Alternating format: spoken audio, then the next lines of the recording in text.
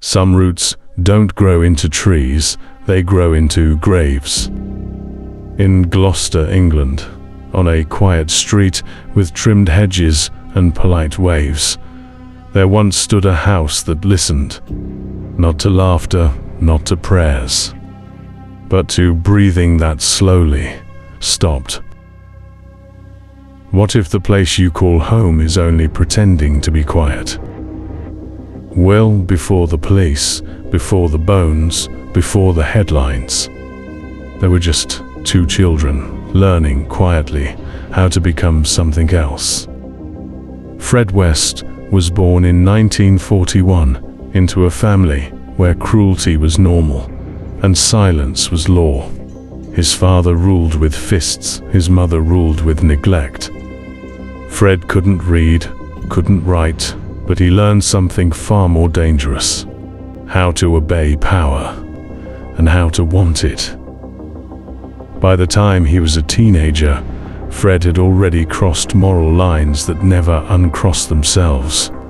Animals, people, boundaries. They blurred. What kind of home teaches a child that pain is just another language? Fred didn't grow up dreaming of love. He grew up dreaming of control. And one day, he would find someone who dreamed the same way. Rose Letts was born into disorder. Her home wasn't loud with love. It was loud with chaos. She was used, ignored, and neglected. She learned early that attention didn't come from kindness, it came from obedience. By her teens, Rose was already searching for something dangerous. Not safety, not comfort, but power. What happens when a wounded child grows into a woman who no longer wants to be hurt, but to hurt back? Then she met Fred. What do you get when two broken minds don't heal, but recognize each other? They didn't fall in love, they locked in. Fred saw in Rose someone who wouldn't resist. Rose saw in Fred someone who wouldn't leave. They moved fast, too fast. Control became routine. Violence became bonding. They married, had children. From the outside, they looked like a working-class family trying their best. But inside, fear raised the children. Silence disciplined them. What kind of parents teach their children to survive by staying invisible? What does it feel like the first time you decide that someone else's life is yours to end? Fred had killed before Rose, but with Rose, it became shared. Their first known murder wasn't rage, it wasn't panic, it was curiosity. They wanted to see what it felt like, to decide when someone's story ended. And when it did, they didn't run. They cleaned. They buried. They went back to dinner. What kind of people finish a life, then argue about what to watch on TV? Girls disappeared. Runaways, hitchhikers, the vulnerable. People that no one looks too hard for. They entered the house, and the house kept them. Bodies were hidden under floors, behind walls, in the cellar. The house didn't creak because it was old, it creaked because it was full. How many bodies can fit inside a family home before it starts to breathe differently?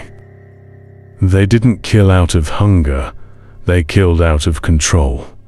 The satisfaction wasn't in death, it was in power over fear, to decide who spoke, who moved, who never left.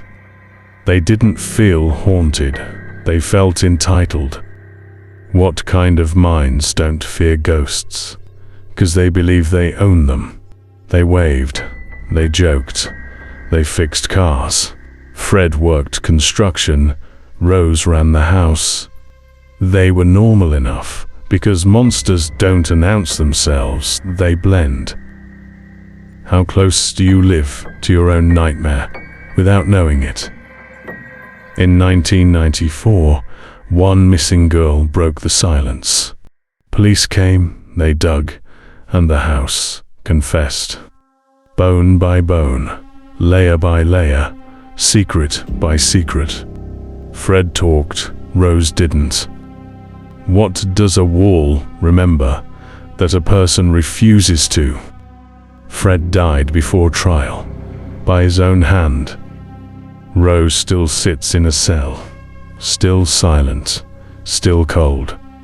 What kind of evil doesn't need to run because it already thinks it won? But the house was destroyed. Not because it was guilty, but because it remembered too much.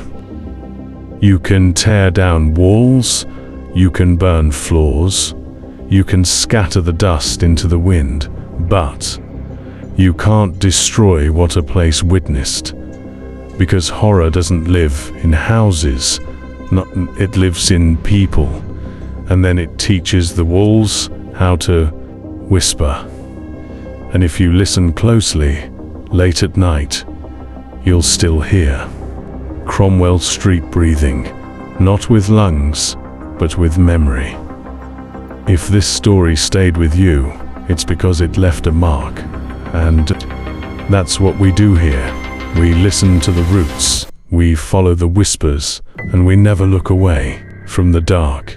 If you felt it, leave a light in the comments. If you want more stories that linger, subscribe to Whispers Beneath the Roots, because some stories don't end when the video does. They follow you home.